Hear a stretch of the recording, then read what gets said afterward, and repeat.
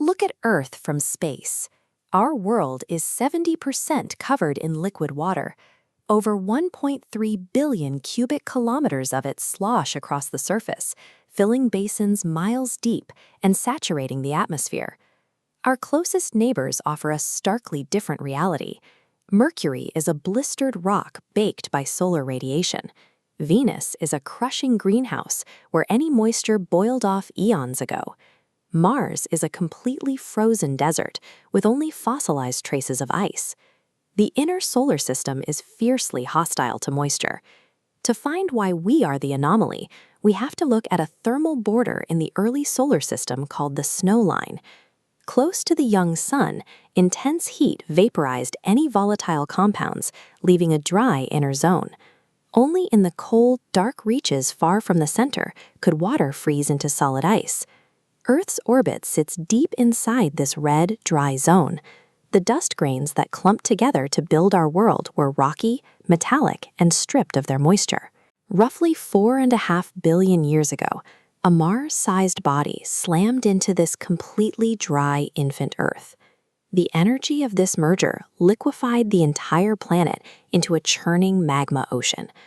Any microscopic drops of water trapped inside the original rocks would have flashed into steam and been blown outward by the violent solar wind. By every rule of physics and planetary formation, the Earth should be a sterile, parched rock.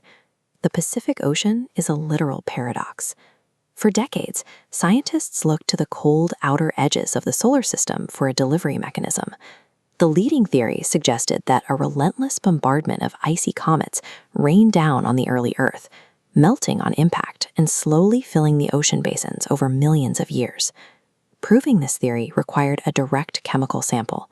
In 2014, the Rosetta spacecraft caught up with Comet 67P in deep space, dropping a lander onto its surface to taste the water locked inside. Water carries an isotopic signature based on the hydrogen atoms inside it. Sometimes, a hydrogen atom carries an extra neutron, turning it into a heavier molecule called deuterium. The ratio of normal water to this heavy water acts like a unique fingerprint of where that liquid was made. This chart reveals a massive mismatch. Earth's oceans have a relatively low heavy water ratio. On the right, the water sampled from the comet has a deuterium signature 3 times higher than anything found in our seas. This chemical mismatch eliminates comets as the primary source of the oceans. The search for our water's origin remains one of the most contested mysteries in science.